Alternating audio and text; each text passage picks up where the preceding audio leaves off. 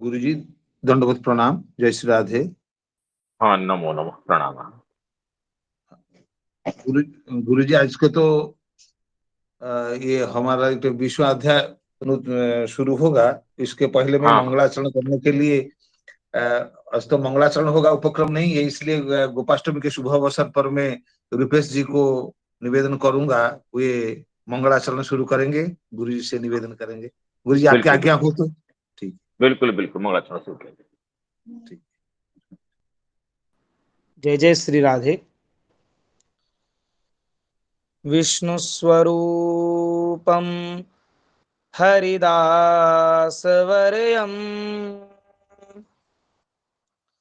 क्रोडे सदा क्रीडित कृष्णचन्द्रम गोप गोपी नवनंद पूज्यम गोवर्धनं तं शिरसा नमामि। श्रीकृष्ण पादांकित शैलराजं पंचामृत स्नापित दिव्यगात्रम् श्रीभक्त सिद्धैर नितसेव्यमानं गोवर्धनं तं वचसा वदामि। गोवर्धनं तं वचसा वदामि। भक्तवांछा कल्पतरु करुणा वरुणालय असंख्य दिव्यानंत कल्याण गुणगण निलय निखिल हे प्रत्यनीक गोरक्षक गोपालक भगवान श्री राधा गोविंद देव जी की महती कृपा करुणा से हम सभी को नित्य सायंकाल श्री आचार्य चरण श्रीमद् भागवत जी की मनोरम व्याख्या का श्रवण करा रहे हैं। मैं आचार्य चरणों तथा सभी संतों वैष्णवों श्रोतवृंदों के श्री चरणों में दंडवत प्रणाम निवेदन करता हूं। जब श्री कृष्ण 6 वर्ष के हो गए तब उन्होंने अपनी मैया से कहा, मैया अब मैं बड़ो है गयो, बछड़ा चरावे में हमको शर्म लगे, अब तो हम गैया चरावेंगे। तो यशोदा मैया ने नंद बाबा को स्मरण कियो और बाबा आए तो बोले, अरे लाला ठीक है, ग्वारिया को बेटा है, गैया ही चरावेगो, नेक बड़ो तो है जा, छोटों सो लाला और छोटे छोटे तेरे हाथ पाम, तो अभी कैसे गैया चरावेगो। तो ठाकुर जी बोले, ना है बाबा, मैं बहुत बड़ो है गयो, अब मैं गैया चरावेगो। तो अच्छा तो ठीक है, कुल गुरु जी को बुलाऊं, वो पत्रा देखेंगे तब बतावेंगे कि मुहूर्त आयो कि ना आयो। और जैसे ही शांडिल्य जी को बुलाया गया, जैसे ही शांडिल्य जी को बुलायो तो उन्होंने कही, अरे बाबा तेरे लाला ने तो मुहूर्त में ही रोए हो आरंभ कियो है, आज कार्तिक सुदी अष्टमी है, आज गोपाष्टमी है, आज सो अधिक उत्तम सुंदर गौचारण को मुहूर्त ही ना है, इसीलिए आज गौचारण करनो अति उत्तम है। इस प्रकार आज की गोपाष्टमी जो महातिथि है, इसकी परम पवित्र तिथि की पर ही श्री भगवान श्री कृष्ण ने गौचारण की लीला प्रारंभ की। और गौ माता को संत समाज में अति इष्ट कहा जाता है। गौ माता का महात्म्य बहुत ही मनोरम है। गाय रुद्रों की माता, वसुओं की पुत्री तथा अदिति पुत्रों की बहन के रूप में परम पूज्य मानी गई है। गाय गाय घृत रूप अमृत का खजाना मानी गई है। अथर्व वेद के गोसूक्त में गाय को देवी देवताओं की श्रेणी में रखा गया है। गौ माता की सेवा से मनुष्य को धन बल अन्न और यश की प्राप्ति होती है। गौ माता गृह की शोभा, परिवार के लिए आरोग्यप्रद और पराक्रम स्वरूप मानी गई। आदेशित है कि जिस गौ के द्वारा द्यू, पृथ्वी एवं जल में अंतरिक्ष ये तीनों लोक सुरक्षित हैं, उस सहस्त्र धाराओं से दूध देने वाली गौ माता की प्रशंसा करते हैं। इस गौ से देव जीवित रहते हैं। वे ही सचमुच गौ माता का महत्व जानते हैं। यया द्यौर यया पृथ्वी ययापो गुपिता इमाः ये देवास तस्याम प्राणन्ति ते वशाम विदुरे कधा। और गाय को जो अन्य अन्य पशुओं के ही समान सामान्य प्राणी मानते हैं, वे भारी भूल करते हैं। गाय तो धर्म स्वरूपिणी है। गाय आद्या शक्ति की अंश रूपिणी है। नील सूक्त के मंत्रों में गाय को आपदा हारिणी बताया गया है। जिस प्रांगण में गौ माता रंभाती है तथा गौ मूत्र के छींटे पड़ते हैं, वहां रोगों का प्रवेश नहीं होता। मंत्र दृष्टा ऋषियों ने आत्म कल्याण एवं लोक कल्याण के निमित्त कृपा प्रार्थनाएं की हैं। माध्वीर गावो भवन्तु नः भद्रम भद्रम क्रतुमस्मासु धेहि। और महर्षि वशिष्ठ के आश्रम में भी 1000 गायें थीं, जिनकी दैनंदिनी शुश्रूषा से वे मंत्र दृष्टा बने थे। सायण भाष्य में लिखा है, शतसाह गवाम शतस्य संभक्ता संसहस्रम गवाम सहस्रेण च संयुतः द्विवहि द्वाभ्याम विद्या कर्मभ्याम बृहन् वसिष्ठाः द्वयो स्थानयोर्द्यु लोकयोः महान् वा। अथर्ववेद के तीसरे कांड के 14वें सूक्त में गौओं का जिस ढंग से महत्व प्रतिपादन किया गया है, वह आज पहले से भी अधिक प्रासंगिक है। व्यक्ति, परिवार, समाज एवं राष्ट्र की खुशहाली के लिए गोपालन आवश्यक है। गौओं के लिए उत्तम गौशाला, दाना, पानी एवं चारे का समुचित प्रबंध करना चाहिए। गौओं को प्रेम पूर्वक रखना चाहिए, क्योंकि गौ सेवा, अगर कोई गौ माता की ही सेवा करे क्योंकि वह अतिष्ट हैं, तो गौ सेवा मात्र से भगवान अत्यंत प्रसन्न हो जाते हैं, क्योंकि भगवान गोपालक हैं, गोपाल है, गोविंद हैं। गौ माता की रक्षा का भार भगवान का ही है। एवं सेवा से प्रसन्न होकर जो दुग्ध गौ माता प्रदान करती हैं, वह दैविक तथा भौतिक तापों को दूर करने वाला होता है। और गौ माता की आज इस विशिष्ट तिथि पर, श्री गोपाष्टमी पर, जो कि गौ नवरात्रि चल रही है, तो उस गौ नवरात्रि का 8वां दिन श्री गोपाष्टमी की तिथि पर एक गौ माता को समर्पित पद के द्वारा यह दास इस अपनी वाणी को विराम देना चाहेगा। राम कृष्ण की प्यारी गैया सारे जग की माता है। राम कृष्ण की प्यारी गैया सारे जग की माता है। धर्म अर्थ अरु काम मोक्ष की दाता भाग्य विधाता है। राम कृष्ण की प्यारी गैया सारे जग की माता है। धर्म अर्थ अरु काम मोक्ष की दाता भाग्य विधाता है।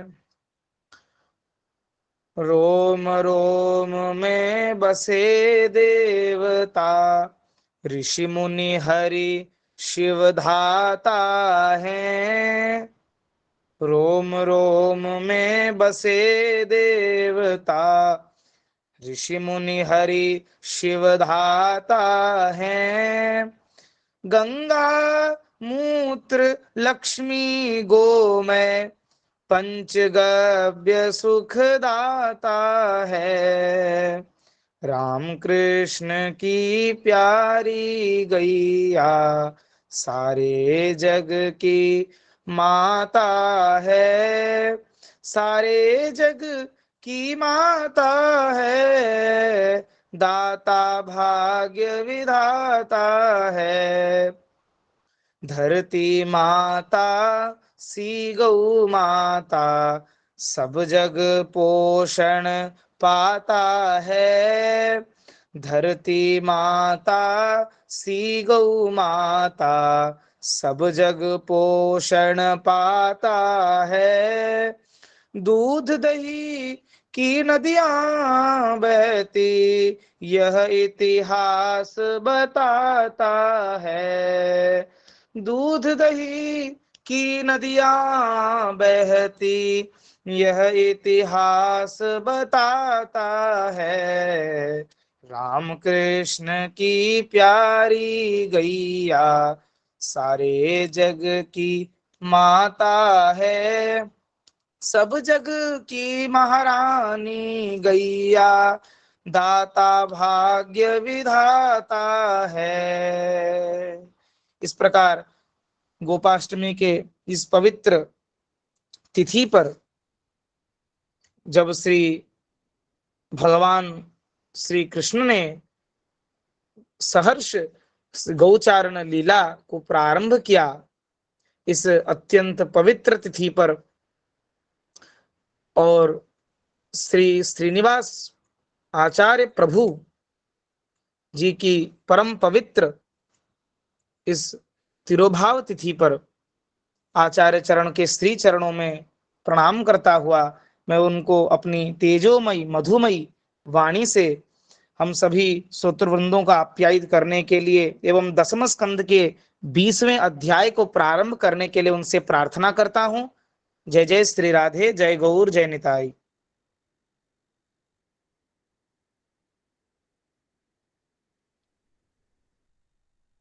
वन्देऽहं श्रीगुरो श्रीयुतपदकमलं श्रीगुरून् वैष्णवांश्च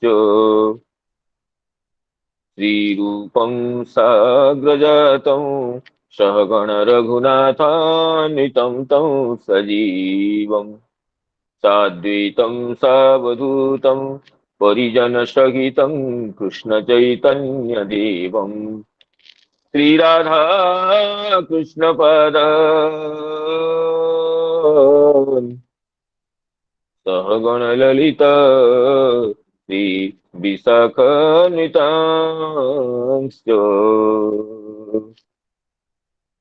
उद्यन्मीरदनीलसुन्दरतनुं पूर्णेन्दुबिम्बाननं राजीवोत्पलनेत्रपत्रयुगलं कारुण्यवारां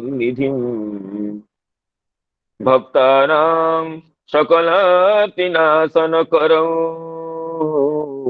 चिन्तार्थिचिन्तामणिं वन्दे श्रीपुरुषोत्तमं प्रतिदिनं नीलाद्रिचूडामणिम् अनर्पितचरीं चिरात् करुणयावतीर्णः खलु समर्पयितुमुन्नतो ज्वलरसां स्वभक्तिश्रियम् हरिः पुरतसुन्दर द्वितिकदम्ब सन्दीपितः सदा हृदयकन्दरे पुरतु वश्यचीनन्दन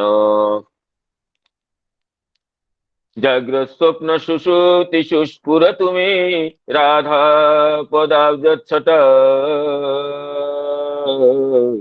वैकुण्ठी नरकेऽथवा मम गति नान्यास्तु राधां विना राधा केलि तथा सुधाम्बुधिमहा वीचिभिरन्दोलिते कालिन्दी तटकुञ्जमन्दिरवरा लिन्दे मनोबिन्दतु रामं लक्ष्मणपूर्वजं रघुवरं सीतापतिं सुन्दरम् काकुत्स्थं करुणार्णवं गुणनिधिं विप्रप्रियं धार्मिकं राजेन्द्रं सत्यसन्धं दशरथतनयं श्यामलं शान्तमूर्तिं वन्दे लोकाभिरामं रघुकुलतिलकं राघवं रावणारिं वामी दक्षिणे लक्ष्मणो यस्य वामी च जनकात्मजा पुरतो मारुतिर्यस्य तं वन्दे रघुनन्दनं यत्र यत्र रघुनाथ कीर्तनं तत्र तत्र कृतमस्तकाञ्जलिं बाष्पवारि परिपूर्णलोचनं नमत मारुतिं राक्षसान्तकं गोवर्धनो जयति शैलकुलाधिराजो योगोऽपिकाभिरुदितो हरिदासवर्यः कृष्णेन शक्रमखभङ्गकृतर्चितो य सप्ताहमस्य करपद्मतलेऽप्यवात्सीत् गङ्गादितीर्थ परिसेवितपादपद्मां गोलोकसौख्यरसपूर महिम्ना आप्लाविताखिलसुधा सुजलां सुखाब्धो राधा मुकुन्द मुदितां यमुनां नमामि वृन्दावनावनिपते जय सोम सोमो मौले सनन्दन सनातन नारदेड्य गोपेश्वर व्रजविलासि युगाङ्घ्रि पद्मे प्रीतिं प्रयच्छ नितरं निरुपाधिकां मे यस्वानुभावमखिलश्रुतिसारमेकमध्यात्मदीपमतितितिरिशतां तमोन्धम् संसारिणां करुणयाः पुराणगुह्यं तं व्याससूनुमुपयामि गुरुं मुनीनां नारायणं नमस्कृत्य नरं चैव नरोत्तमं देवीं सरस्वतीं व्यासं ततो जयमुदीरयेत्। अहो देवर्षिर्धन्योऽयं यत्कीर्तिं सार्ङ्गधन्वनः गायन्माद्यन्निदं तन्त्र्या रमयत्यातुरं जगत्। वृन्दायी तुलसीदेवी प्रियायी केशवस्य च कृष्णभक्तिप्रदे देवी सत्यवती नमो नमः। मूकं करोति वाचालं पङ्गुं लङ्घयते गिरिं यत्कृपातमहं वन्दे परमानन्दमाधवं। वाञ्छाकल्पतरुभ्यश्च कृपा सिन्धुभ्येव च पतितानां पावनेभ्यो वैष्णवेभ्यो नमो नमः। पतितानां पावनेभ्यो वैष्णवेभ्यो नमो नमः। सायंकालीन कथा सत्र में श्रीमद् भागवत रस पिपासु रूपेण समागता समस्त पूज्य वैष्णवों को, गुरुजनों को, मातृवृंदों को और मित्र मंडली को विनम्र प्रणाम विनिवेदन करता हूं। आप सभी की करुणा से, शुभेच्छा से, प्रेरणा से प्रत्यह श्रीमद् भागवत कथा सुधा सरिता में अवगाहन करने का यह परम सौभाग्यमय क्षण उपस्थित होने से पुनः समस्त सुधी श्रोतृमंडली को कृतज्ञता निवेदन करता। जैसे आयुष्मान रुपेश प्रसाद जी आज पवित्र गोपाष्टमी दिवस के महत्व को भलीभांति प्रतिपादन किए। गोपाष्टमी तिथि में गोविंद भगवान के गोपालन का प्रारंभ और गोपालन का महत्व, गाय का सर्वदेव रूपत्व इत्यादि विषयों को और गिरिराज गोवर्धन के वंदना के साथ उपक्रम करते हुए हम सभी के कर्ण कुहर को अत्यंत आह्लादित किए हैं। तो आयुष्मान रुपेश प्रसाद जी को कृतज्ञता निवेदन करते हुए आज की कथा में प्रवेश करना चाहता हूं। आज 10वें स्कंध की 20 अध्याय का प्रारंभ है। एकोनविंश अध्याय में भगवान के गौओं को मुंजाट विषय लाना और दावाग्नि से गोपालों को गौओं को बचाना, ये विषय की चर्चा हुई। और विंश अध्याय में वृंदावन में वर्षा ऋतु का और शरद ऋतु का आगमन, वर्षा ऋतु का पहले आगमन, फिर शरद ऋतु का आगमन, वर्षा ऋतु में शरद ऋतु में भगवान की वन वन विहार लीला और वर्षा ऋतु की दिव्य शोभा। वर्षा ऋतु ऐसे ही शोभनीय होती है और वृंदावन में उसकी शोभा तो और बढ़ जाती है। तो नाना उपमाओं के साथ वर्षा ऋतु की, शरद ऋतु की जो दिव्य शोभा है उसको वर्णन करते हैं सुखदेव जी। अथ विंशोऽध्यायः श्रीशुकोवाच तयोस्तदद्भुतं कर्म दावाग्निर्मुख्यमात्मनः तयोस्तदद्भुतं कर्म दावाग्निर्मुख्यमात्मनः गोपाः स्त्रीभ्यः समाचक्षु प्रलम्बपथमेव च गोपाः स्त्रीभ्यः समाचक्षुः प्रलम्बपथमेव च।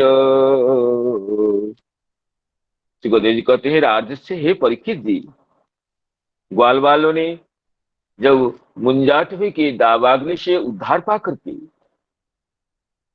वन के दावाग्नि दहन से परिरक्षित होकर के घर को लौटते हैं तो अपनी माँ बहन आदि स्त्रियों से, माता से, भगिन और भगिनी से श्री कृष्ण बलराम ने जो अलौकिक कार्य किए, अद्भुत कार्य किए हैं, दावानल से बचाना और प्रलंबासुर का वध करना, इन लीलाओं को वर्णन करते हैं बड़े उल्लास से। तयोस्तदद्भुतं कर्म दावाग्निर्मोक्षमात्मनः गोपाः स्त्रीभ्यः समाचक्षु प्रलम्बवधमेव च गोपवृद्धाश्च गोपाश्च गोपवृद्धाश्च गोप्यश्च तदुपाकर्ण्य विस्मिता तदुपाकर्ण्य विस्मिता मेनिरे देव प्रवरु मेनिरे देव प्रवरु कृष्ण रामो ब्रजं गतो कृष्ण रामो ब्रजं गतो। अब अपने बेटों से और भाइयों से ये सुनकर के, ग्वाल वालों से सुनकर के भगवान के अलौकिक लीला को बड़े बड़े बूढ़े गोप और गोपियां और राम श्याम की अलौकिक लीला सुनकर के विस्मित हो गई। तो ऐसा मानने लगे, तो ऐसा निर्धारण किए श्री कृष्ण बलराम के वेश में अवश्य ही कोई बहुत बड़े देवता ही ब्रज में पधारे। भगवान तो सर्वदेव स्वरूप है, यस्य दीप्ति लवे नैव देवता देवतांगतः, देवताओं को देवत्व प्रदान करने वाले हैं नंदन नंदन, लेकिन उनकी लीला रस से, योग माया से जिनके लिए भगवान का ऐश्वर्य ज्ञान आवृत्त हो जाता है, सुनने पर भी यही समझ रहे हैं कि गोप वृद्धगण गोपीगण एक बहुत बड़े कोई देवता कृष्ण बलराम के वेश में हमारे ब्रज में विहार कर रहे हैं। मेदिरे देव प्रवरो कृष्ण रामो ब्रजं गतो मेनिरे देव प्रवरो कृष्ण रामो ब्रजं गतो। अब इस अध्याय के प्रारंभ करते हुए श्रीधर स्वामी पाद कह रहे हैं, विंशे प्रावृत शरत शोभा वर्णनेन वनोचिता प्रावृत क्रीडा निरूप्यन्ते गोपराम युजो हरे हे यद्योपमानेन प्रावृत शरत द्रुतुस्त्रियोः हे यद्योपमानेन प्रावृत शरद ऋतुस्त्रियोः वर्णनं तद्भुतैश्वर्य कृष्ण लीला विवक्षया वर्णनम तद्भुतेश्वर्य कृष्ण लीला विवक्षया। कहते विंश अध्याय में प्रावृढ़ सरस्वभा वर्णनेन बनोचिता प्रावृढ़ कीरा निरूप्यन्ते गोपराम युजो हरे। गोपराम युज हरे है, गोपों के साथ और बलराम के साथ संयुक्त भगवान की प्रावृढ़ क्रीड़ा निरूपयन्ते। वर्षाकालीन क्रीड़ा का निरूपण होता है इस अध्याय में। और साथ साथ प्रावृढ़ सरस्वभा वर्णनेन बनोचिता, वन के अनुरूप वर्षाकालीन शोभा और शरतकालीन शोभा की वर्णना होती है इस अध्याय में। हेय देयोपमानेन, अब उपमान भी देते हैं। वर्षाकालीन शोभा के शरतकालीन शोभा की उपमा भी देते हैं, उपमान भी प्रस्तुत करते हैं। हेय देयोपमानेन, कोई उपमान हेय है, कोई कोई उपमेन उपमान आदेय है, ग्रहणीय है। कोई उपम आगे इस पे विस्तार से चर्चा होगी। कोई उपमान हेय और कोई उपमान आदेय ग्रहणीय है, कोई संग्राह्य है, कोई त्याज्य है। इस तरह के उपमानों से वर्षा और शरद ऋतु की वर्णना करते हैं। वर्णनम तद्भुतेश्वर्य कृष्ण लीला विवक्षया। अद्भुतेश्वर्य विशिष्ट श्री कृष्ण भगवान की लीला की विवक्षा से अत्यंत उत्सुकता से सुखदेव जी वर्षा ऋतु की, शरद ऋतु की शोभा और उसमें तत्शोभा विशिष्ट वृंदावन में नंदन नंदन श्री कृष्ण की जो विहार लीला गोपों के साथ, बलराम के साथ, उसकी वर्णना इस अध्याय में होती है। कहते हैं तो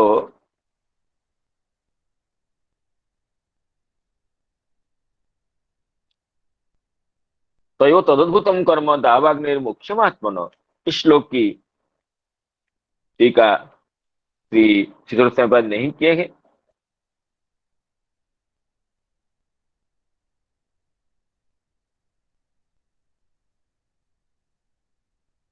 और श्री जीवोत्सव पर वैष्णव तोषणी में कहते हैं श्री कृष्ण रामयो दावाग्निर्मुख्य रूपम, श्री कृष्ण रामयोर दावाग्निर्मोक्षण रूपम प्रलंब बधरूपं च यथाश्वम तत्कर्म सामयिक युतकुर्म सामयिक युतक्रम निर्देश प्राधान्यापेक्षया।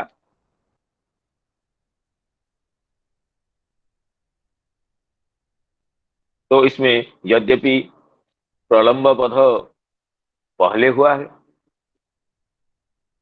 और दावाग्नि मुख्य बाद में ही, फिर भी प्राधान्य की अपेक्षा में सामयिक च्युतक्रम निर्देश, गोपों को तो दावाग्नि से रक्षण करना अत्यंत विस्मयपूर्ण और महत्वपूर्ण लगा। श्री कृष्ण कैसे दावाग्नि से हम लोगों को बचा लिया है, उनके लिए बड़ा आश्चर्यप्रद होता है। इसलिए गोपों की दृष्टि से महत्व को प्रतिपादन करते हैं गोपगण, पहले दावाग्नि मोक्षण को बताते हैं और साथ साथ प्रलंब वध भी बताते हैं। इसलिए कहते हैं कि सामयिक च्युतक्रम निर्देश प्राधान्यापेक्षया स्त्रीभ्य सो मात्रादिभ्य असंकोचात ताएव श्रावयितुम इत्यर्थ। अपने माता प्रभुति को, बहनों को ये लीला आकर सुनाते हैं गोप बालक को। समा समाचक्षु सम्यक तत्त विशेषतः आचक्षु, ऐसे साथ संक्षेप में नहीं, विशेषतया विभिन्न अलंकारों के साथ श्री कृष्ण बलराम कैसे दावाग्नि से हम लोगों को उद्धार किए हैं और भयंकर प्रलंबासुर गोप रूप में हमारे साथ मिलकर के कैसे क्रीड़ा करने आ गया था, उसका भी वध किया भगवान ने, उसका भी सम्यकतया विशेषतः आचक्षु, विशेष रूप से कहते हैं।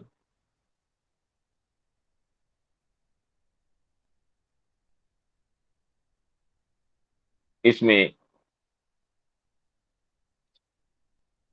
श्री चक्रवर्ती पाद इस अध्याय का प्रारंभ करते हुए कहते हैं उपमानेन वस्तूनाम उपादेयत्व हेयत्वे विंसे प्रावृत सरशोभा वर्णने द्योतयन मुनि।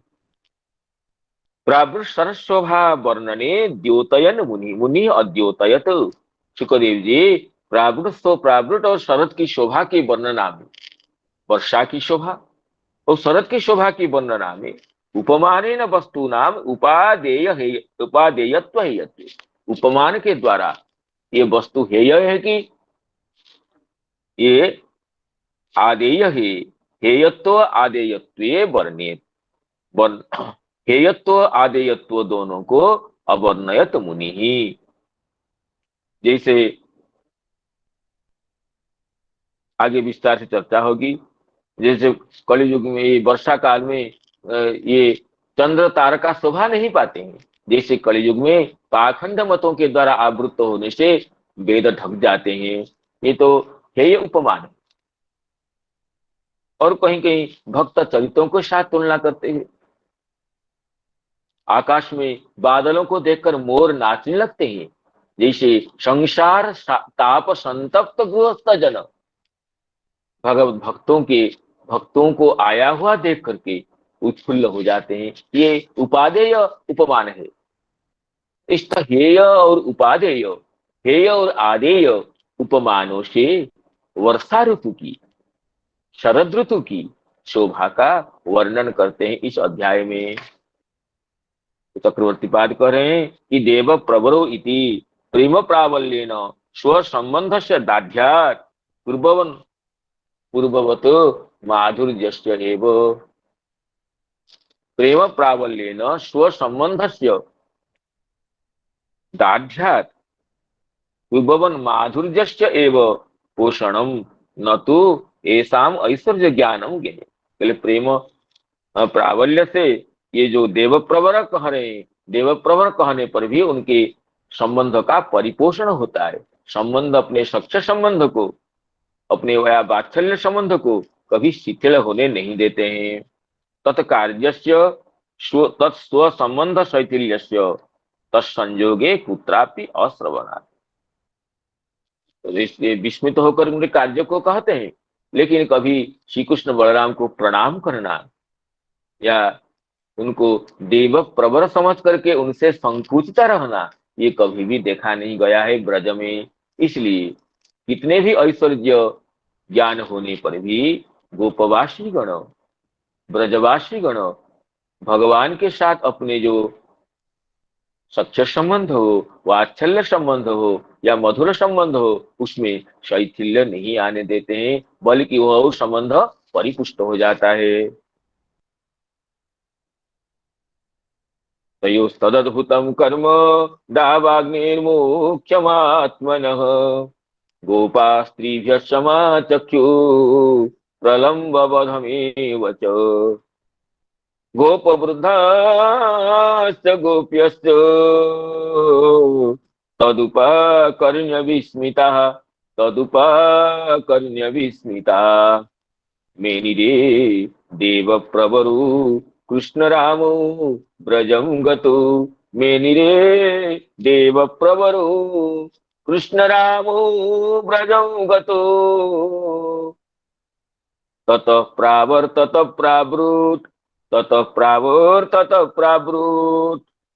सर्वसत्व समुद्भवा विद्योतमान परिधि विस्फूर्जित नभस्थला।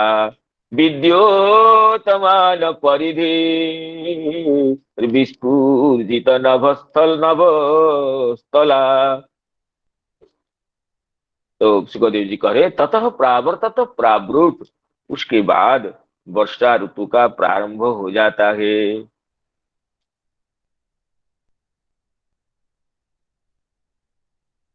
प्रावृत वर्णन करते हैं। ततः प्रावृत प्रकर्षेण वर्षति प्रावृत, जिसमें प्रकृष्ट वर्षा होती है उसको प्रावृत कहते हैं। तो वर्षा ऋतु प्रारंभ प्रवृत्त होता है। सर्वसत्व समुद्भवा, इस वर्षा ऋतु में अनेक जीवों की वृद्धि होती है। अनेक जीव, सभी प्रकारों के प्राणियों की वृद्धि हो जाती है। और विद्योतमान परिधि ही, विद्योतमान परिधि ही यस्मिन स विद्योतमाना परिधि ही यस्याम सा, इसमें सूर्य और चंद्रमा पर प्रकाशमय मंडल दिखने लगते हैं। सूर्य की ओर और चंद्रमा की चारों ओर परिधि अर्थात मंडल दिखने लगते हैं। विस्फूर्जित नभस्थला, आकाश विस्फूर्जित होता है, क्षुब्ध होता है, बादल से, वायु से और मेघ गर्जन से, विद्युत से, वज्र शब्द से आकाश विस्फूर्जित, विक्षुब्ध, संक्षुब्ध होता है। ततः प्रावर्तत प्रावृत, ततः प्रावर्तत प्रावृत सर्वसत्व समुद्भवा विद्योतमान परिधिर्विस्फूर्जित नभस्थला, विद्योतमान परिधिर्विस्फूर्जित नभोस्थला, विस्फूर्जित नभस्थला। तो इसमें श्री श्रीधर स्वयंपाद कह रहे हैं तत्र प्रावृत वर्णनम तत इत्यादि द्वाविंशत्या, यहां से लेकर के 22 श्लोकों में, द्वाविंशति श्लोकों में वर्षा ऋतु की वर्णना होती है। सर्वसत्व समुद्भवा, सर्वेषां सत्वानां नाम प्राणिनां समुद्भवः, उत्पत्तिश्च उत्पत्तितः जीवनतश्च जस्यां सा प्रावृत। किस तरह की प्रावृत है ना, जिस प्रावृत में, जिस वर्षा ऋतु में समस्त प्राणियों का समुद्भव होता है। समुद्भव दो तरह का बता रहे हैं, उत्पत्तितः जीवनतश्च, नए नए जीवों की सृष्टि होने लगती है, और जो जीव वर्तमान है उनको भी वर्षा जल से परिपृष्ट विभिन्न सस्यों से उनकी जीवन की अभिवृद्धि भी होती है।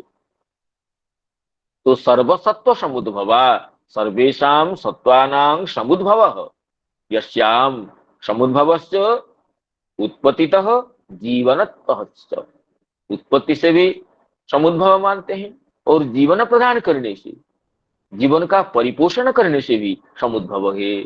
सर्वसत्व समुद्भवा प्रावृतो प्रावर्तत, ततः प्रावर्तत प्रावृत सर्वसत्व समुद्भवा विद्योतमान परिधि, विद्योतमानाः परिधयः परिवेशाः दिशो वा यस्यांशा, विद्योतमान हो रहे हैं, विशेषतया द्योतमान हो रहे हैं। परिधय नाम परिवेशा, परिधि शब्द का अर्थ करते हैं परिवेश या दिशा।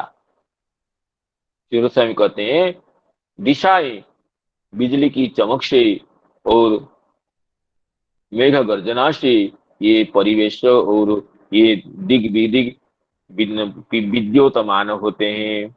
विस्फुर्जितम संख्युभितम नभस्थलम यश्याम सा, आकाश तल विस्फुर्जित होता है, नाम संक्षुब्ध रहता है मेघ गर्जन से, विद्योतन से। आकाश नभस्थल विस्फुर्जित यानी संख्युभित रहता है।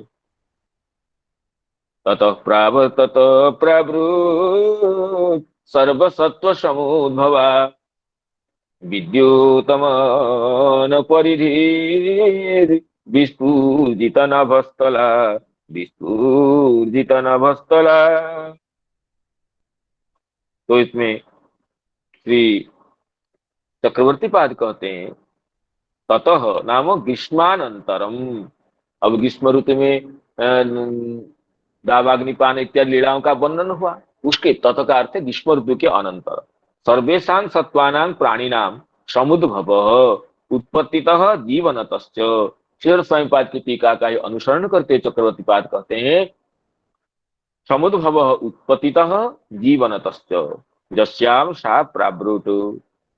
वर्षा परिधि चंद्रार्कयो मंडलम, परिधि शब्द का अर्थ श्री चारार्थ दर्शनिकार कहते हैं चंद्रार्कयो मंडलम, चंद्र के सूर्यदेव के चारों ओर मंडल दिखाई पड़ने लगते हैं वर्षा ऋतु में। विस्फुजितम गर्जितम तद्युक्तम नभस्थलम जस्यांसा। विस्फुजित नभस्थल, विस्फुजित का अर्थ श्री श्रीधर स्वयंपाद किए हैं कि संक्षुभितम। चक्रवर्ती कहते हैं कि गर्जितम, विस्फुजितम गर्जितम तद्युक्तम नभस्थल। गर्जित अर्थात गर्जन युक्त है, मेघ गर्जन युक्त है। नभस्थल आकाश तल, जिस ऋतु में, जिस वर्षा में वो विस्फुजित नभस्थला। विस्फुजितम नाम गर्जितम गर्जन युक्तम नभस्थल नभस्थलम यस्याम सा।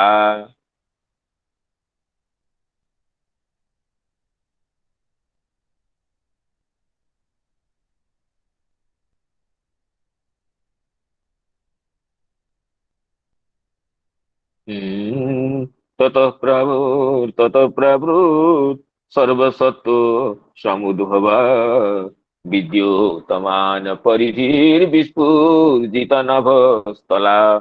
इसमें वंशीधराचार्य जी सत्व शब्द के अर्थ कहते हैं कि सत्व शब्द सत्वं द्रव्ये प्राणी मात्रे सत्वं सत्ता स्वभाव इति यादव। सत्व शब्द द्रव्य का वाचक है, प्राणी मात्र का वाचक है, सत्ता और स्वभाव का ही वाचक है। तो इसमें सत्व शब्द का अर्थ प्राणी लिया गया है। और परिधि ही परिखा काष्ठो काष्ठोप सूर्य शशि मंडले। परिखा, परिधि का अर्थ परिखा भी है, काष्ठ है, और उपसूर्य शशि मंडले, सूर्य और शशि के चारों ओर जो उपमंडल दिखता है उसको भी परिधि कहते हैं। तो वर्षा काल में चंद्रमा और सूर्य के चारों ओर परिधि अर्थात मंडल दिखने लगते हैं, आकाश संक्षुब्ध रहता है। इस तरह कई वर्षा ऋतु का आगमन वृंदावन में होता है। ततः प्रावर्तत प्रभृत सर्वसत्व समुद्भव विद्योतमान परिधि विद्योतमान परिधिर विस्फुजित नभस्थला। सांद्र नीलाम्बिदर्व्योम सांद्र नीलाम्बुदैर्व्योम सविद्युत स्तनयित्नुभिः अस्पष्ट ज्योति राच्छन्नम ब्रह्मेव सगुणं बभू। अस्पष्ट ज्योतिराच्छन्नम ब्रह्मेव सगुणं बभू। सगुणम सगुणं ब्रह्म इव बभू, सगुण ब्रह्म के समान शोभा पाने लगा। कौन? ना, व्योम, आकाश की शोभा। सगुण ब्रह्म जैसे आकाश की शोभा होने लगी। कैसे? सांद्र नीलाम्बुदैर व्योम, सांद्र नील अंबुदे व्योम। अंबुद माने मेघ, जो सांद्र और नील अत्यंत निबिड़ और नील वर्ण के मेघों के द्वारा आकाश मंडल व्याप्त होने लगा। सविद्युत स्तनयित्नुभिः, विद्युत के साथ, स्तनयित्नुभिः गर्जन करने वाले, केवल विद्युत नहीं, सभी विद्युत और स्तनयित्नु अर्थात ये गर्जन करने वाले, विद्युत गर्जिताम्बुदानाम, विद्युत और गर्जन के साथ सांद्र और नीलवर्ण अंबुदों से आकाश आच्छन्नम, आकाश आच्छन्न होने लगा। अस्पष्ट ज्योति ही आच्छन्नम ब्रह्मेव सगुणम बभू। जैसे सगुण ब्रह्म अस्पष्ट रहते हैं, अस्पष्ट ज्योति ही आच्छन्नम, इस तरह आकाश की जो निर्मल आकाश की जो शोभा वो मेघ गर्जनों से, निबिड़ नील मेघों से और गर्जन और विद्युत प्रभा से आच्छन्न होने लगा। अस्पष्ट ज्योति आच्छन्नम ब्रह्मेव सगुणं बभू, ब्रह्मेव सगुणं बभू। इसमें से श्रीधर स्वयंपाद कहते हैं सांद्रे ही निबिड़े ही नीलाम्बुदे, सांद्र अर्थात निबिड़ जलपूर्ण, जो नीलाम्बुदे ही नील मेघों से विद्युत गर्जित सहित, केवल नील मेघ नहीं, विद्युत गर्जन के साथ साथ विद्युत है और वज्र का गर्जन भी है। आच्छन्नम सगुणम गुणैराच्छन्नम जीवाक्षम, कहते हैं गुणों से जब जीव विशुद्ध जीव, जीव तो ब्रह्म का अंश ही है, ब्रह्म रूप है, फिर भी जब शरीरावच्छिन्न होता है, स्थूल शरीर और लिंग शरीर से आवृत रहता है, तो जीव की जो विशुद्धता, जीव की सच्चिदानंद रूपता, ये आवृत हो जाती है। गुणैराच्छन्नम जीवाख्यम, जैसे स्थूल शरीर सूक्ष्म शरीर से आवृत होने से भगवत अंश रूप ब्रह्म रूप जीव की जो स्थिति होती है, नील अंबुदों से, और ये विद्युत गर्जनों से संयुक्त होने पर आकाश भी ऐसे ही दिखने लगा। विद्युत गर्जित अम्बुदा नाम सत्व रजस तमो भी उपमा। कहते हैं यहाँ पर तीन उपमान दिए हैं। विद्युत गर्जित अम्बुदा नाम, विद्युत का गर्जन, और विद्युत गर्जिताम्बुदा नाम, विद्युत और गर्जित मेघ का गर्जन या बादल जो वज्र का वज्र निनाद, और अंबुदा नाम और मेघ, तीनों का सत्व रजो तमोगुण से उपमान। आकाश को उपमान दिए हैं कि सगुण ब्रह्म के साथ, अर्थात जो गुणमय जीवा ब्रह्म रूप जीव होने पर भी वो सत्व रजो तमोगुण संयुक्त जो जीव है, तो सत्वगुण कौन यहाँ पर है, उपमान कौन है ना, विद्युत, आकाश के विद्युत को सत्वगुण के साथ, आकाश का विद्युत जो है वो उपमेय है, उपमान है सत्वगुण, और गर्जित उपमान है, गर्जित का उपमान है रजोगुण, और अम्बुत का उपमान है तमोगुण। तो विद्युत गर्जिताम्बुदा नाम सत्व रजस्तमो भी उपमा। इस तरह सगुणं ब्रह्म व इसकी व्याख्या श्रीधर स्वयंपाद ये सगुण गुण ही आच्छन्न जीवाख्यं कहते हैं। गुण से आच्छन्न जीव जब गुण से आच्छन्न होता है, ब्रह्मरूप जीव भी, विशुद्ध जीव भी, अकर्ता अभोक्ता जीव भी, जब प्रकृति के गुणों से अपने को आवृत करके अपने को कर्ता भोक्ता मान लेता है, तब उसकी जो स्थिति होती है, अब ये विद्युत और गर्जन और मेघों से आच्छन्न होने पर आकाश की वो स्थिति हुई, इस तरह का अर्थ करते हैं। और उसमें चक्रवर्ती पाद कह रहे हैं ब्रह्मेव सगुणं बहु, सगुणं ब्रह्म समष्टि विराट आत्मा।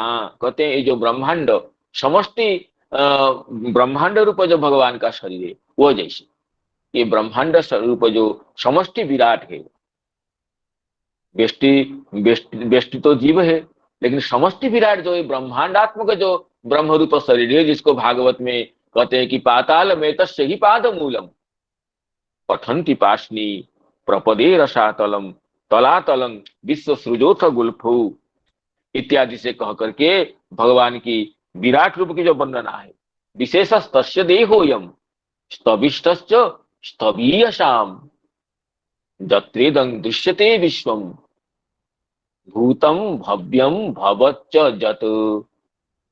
ये कहते हैं कि ये कार्य रूप संपूर्ण विश्व जो है, जो कुछ कभी था या होगा, सब जिसमें दिखाई पड़ता है वो भगवान का स्थूल रूप विराट शरीर है। पाताल में तो पाद मूलम पठन्ति पाशनी प्रपदे रसातलम तला महातलम विश्व सृजोथ गुल्फौ तलातलं वै पुरुषस्य जंघे। तत्वज्ञ पुरुष कहते हैं कि विराट पुरुष के पाताल तलवे हैं, उनके एड़ियां और पंजे रसातल हैं, दोनों गुल्फ, एड़ी के ऊपर की गांठें महातल है, उनके पैर के पिंडे तलातल है। इस तरह यानसा विश्वर विग्रहस्य जन्निवेश कथितो मयाति संधार्यतेस्मिन् वपुषिस्तविष्टे मनस्व बुद्ध्या न जतोस्ति किंचित। विराट भगवान के स्थूल शरीर का ये जो स्वरूप है, मुमुक्षु पुरुष अपने बुद्धि के द्वारा मन को इसमें स्थिर करते हैं, क्योंकि इसके व्यतीत तो और कुछ वस्तु नहीं है। तो संपूर्ण ब्रह्मांड भगवान का ही शरीर है, लेकिन ये गुणमय रूप से आच्छन्न होकर के इसमें ब्रह्मरूपता का अनुभूति नहीं होती। तो विराट शरीर में जैसे ब्रह्मरूपता का सहसा अनुभूति नहीं होती, इस तरह आकाश के निर्मलता का, आकाश के स्वच्छता का अनुभव भी वर्षा काल में नहीं होता, क्योंकि आकाश ये विद्युत से और गर्जनों से, बादल के गर्जनों से और बादलों से ये आच्छन्न होकर रहता है। यही कह रहे हैं कि सांद्र नीलाम विदिर्व्योम सविद्युस्तनयित्निभि सविद्युस्तनयित्नुभि अस्पष्ट ज्योतिराच्छन्नं ब्रह्मेव सगुणं बभू अस्पष्ट ज्योतिराच्छन्नं ब्रह्मेव सगुणं बभू। चक्रवर्ती पाठ करें, सांद्रे निबीड़ेगी नीलांबुदे विद्युत गर्जित सहित ही आच्छन्नम आच्छन्नत्वेन प्रतीतम सगुणम ब्रह्म समष्टि विराट आत्मा। समष्टि जो विराट रूप, विराट के जो आत्मा है, विद्युत गर्जित अंबुदानाम सत्व रजस तमो भी उपमा अत्र व्योम्नो निर्लेपत्वेन वस्तुतः त्वनाच्छन्नत्वेन अंबुदादि अधिष्ठान मात्रत्वाद ब्रह्मणा सह उपमेयम योगी भी सूर्य उपास्य दृष्टिया उपादेय। कहते ये उपमा उपादेय है। आकाश तो निर्लेप है, वस्तुतः अनाच्छन्न होता है, फिर भी अंबुदादि अधिष्ठान मात्रत्वाद, केवल अंबुदादि के अधिष्ठान मात्र है। अंबुद हो, विद्युत हो, मेघ गर्जन हो, उसका आकाश के साथ कोई संलेप नहीं है, केवल अधिष्ठान मात्र है आकाश उनका। इस तरह ब्रह्म समस्त गुणों का अधिष्ठान मात्र है, गुणों से ब्रह्म का लेप नहीं होता है। इत्वाद ब्रह्मणा सह उपमेयम, तो आकाश का उपमान ब्रह्म से करते हैं। ये योगियों के उपास्य दृष्टिया उपादेया, योगी गण के जो उपास्य होते हैं, विराट रूप जो ब्रह्मांड, विराट रूप ब्रह्मांड के आत्मा जो भगवान, ये योगियों के उपास्य होते हैं। तो इसलिए ये उपमान योगियों के लिए उपादेय है। चांद्र नीलाम विदिर्व्योम सविद्युत स्तनयित्निभि अस्पष्ट ज्योति राच्छन्नं अस्पष्ट ज्योति राच्छन्नं ब्रह्मेव सगुणं बभू। इसमें श्री वैष्णवानंद निकार भी यही कह रहे हैं, सत्वरजस तमो भी उपमा हिरण्य गर्भोपासकी उपादेया। जो हिरण्य गर्भ की उपासक है, जो हिरण्य गर्भ योगी है, उनके लिए अम्बुदादि भी व्योम इव, अम्बुदादि से जैसे व्योम आच्छन्न न होने पर भी केवल आधार मात्र है अम्बुद इत्यादि का व्योम, इस तरह गुणे ही हिरण्य गर्भस्य अलेप इति तद्भाव। सत्वरजस तमो गुणों से हिरण्य गर्भ स्वरूप का लेप नहीं होता है, जैसे मेघ से, विद्युत से, मेघगर्जन से आकाश का लेप नहीं होता है, केवल अधिष्ठान मात्रता है आकाश में। जो हिरण्यगर्भ है, भगवान के हिरण्यगर्भ स्वरूप का उपासक है, उन योगियों के लिए ये उपादेय उपमान है।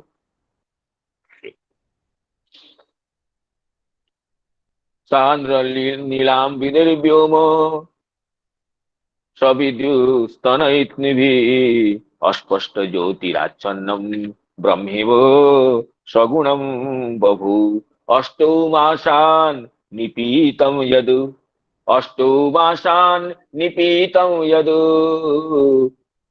भूम्याश्चोदमयं वसु भूम्याश्चोदमयं वसु स्वगोभिर्मुक्तुमारेभे स्वगोभिर्मुक्तुमारेभे पर्जन्य कालागते पर्जन्य कालागते अष्टो मासान् निपीतं जब भूम्याश्चोदमयं वसु।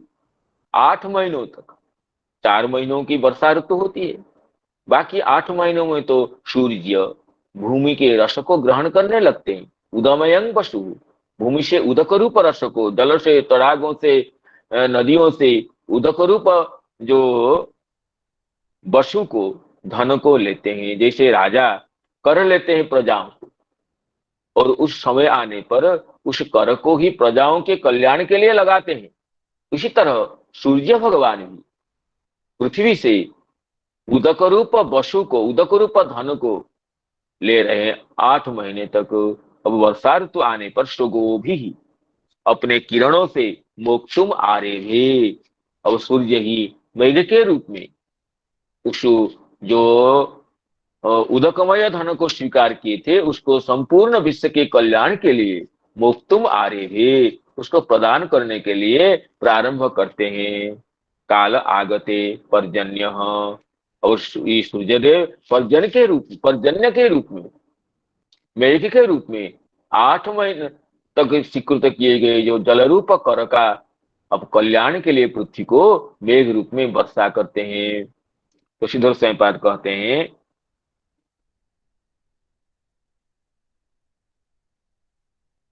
5, तो तत तपसा ग्रीष्मेण कुशा। श्रीधर स्वयंपाद की कोई टीका इसमें नहीं है।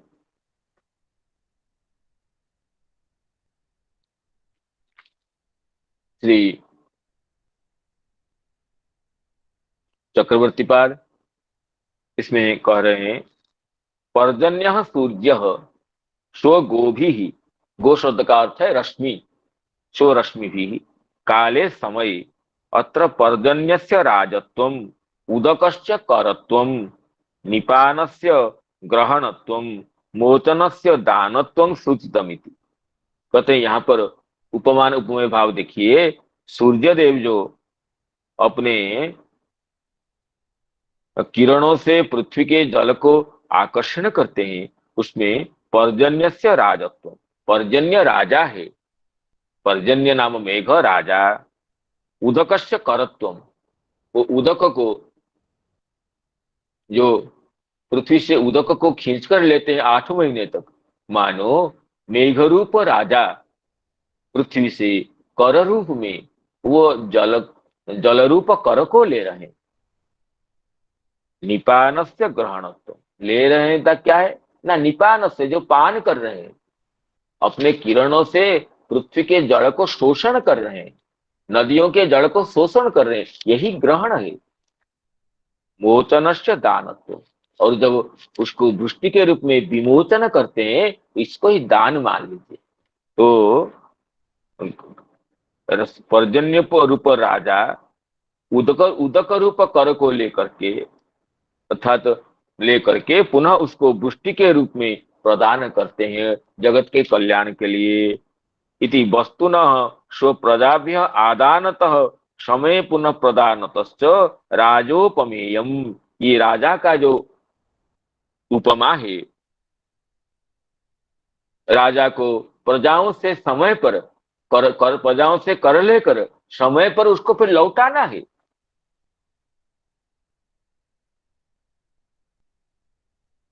षष्ठांश वृत्ते है कहें कि शाकुंतल में कालिदास कवि कुलगुरु जी कहेंगे षष्ठांश वृत्तेरपि ये सब स्वभाव, प्रजाओं के षष्ठ अंश को कर रूप में राजा लेता है, इसलिए कि अपने भोग के लिए नहीं, उन प्रजाओं के कल्याण के लिए ही, समय पर उनको लौटाने के लिए। तो इसी तरह कहते हैं कि आदानत स्व प्रजाभ्य आदानतः समय पुनः प्रदानतश्च राजोपमेयम, ये राजा की जो उपमा है, पर्जन्य को, मेघ को राजा के रूप में जो कहा गया है, नीति दृष्टिया राजभी उपादेया, ये नीति शास्त्रों की दृष्टि से, नैतिक वचनों की दृष्टि से राजाओं के लिए ये उपादेय है। राजा को ऐसे ही होना चाहिए, प्रजाओं से कर लेना चाहिए और उस कर को समय पर उन प्रजाओं के ही कल्याण के लिए प्रयुक्त करना चाहिए, नियोजित करना चाहिए। जिसे सूर्य भगवान सूर्य के रूप में वो जल को पृथ्वी से लेते हैं, उसी को ही मेघ के रूप में, वही मेघ ही, सूर्य देव के ही स्वरूप मेघ है, तो मेघ सूर्य के रूप में लेते हैं, उसी को वृष्टि के रूप में लौटाते हैं। ये उपादेय उपमा है, किनके लिए? राजाओं के लिए, इस तरह प्रजाओं के से जो कर लेते हैं उसको उनके कल्याण के लिए समय समय पर उनके नियुक्त करना चाहिए। अष्टो मासान् निपीतं यद् अष्टो मासान् निपीतं यद् भूम्याश्चोदमयं वसु भूम्याश्चोदमयं वसु शोगोभिः मुक्तुमारेभिः पर्जन्यः काल आगति शोगोभिः मुक्तुमारेभिः पर्जन्यः कालागते पर्जन्यः कालागते पर्जन्यः काल आगते। तो इस तरह वर्षा ऋतु की शोभा का वर्णन करते सुखदेव जी वृंदावन की शोभा का आगे वर्णना करेंगे। तो वर्षा ऋतु तो ऐसे ही शोभामयी होती है और वृंदावन में उसकी शोभा और अनन्या हो जाती है। तो आज समय की सीमा को देखते हुए आज यहीं पर कथा का उपसंहार करना चाहता हूं। समस्त श्रीमद् भागवत रस पिपासु सुधी श्रोत्र मंडली के चरण कमलों में संजात त्रुटि विच्युति प्रमादादि दोषों के लिए क्षमा प्रार्थना करते हुए प्रणाम करते हुए अपनी वाणी को विराम देता हूं और प्रिय मित्र नंद जी को निवेदन करता हूं भगवान नाम संकीर्तन के साथ कथा सत्र का उपसंहार करें। जय जगन्नाथ। जय श्री राधे श्याम। जी जी गुरुदेव। नमो नमो। हरे कृष्ण हरे कृष्ण कृष्ण कृष्ण हरे हरे हरे राम हरे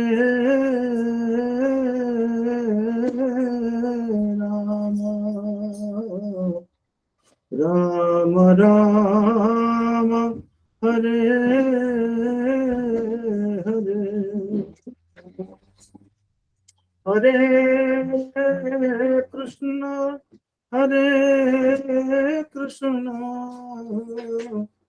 कृष्ण कृष्ण हरे हरे हरे राम राम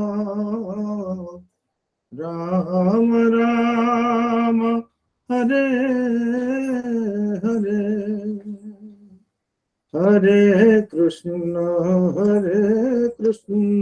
कृष्ण कृष्ण हरे हरे हरे राम राम राम राम हरे हरे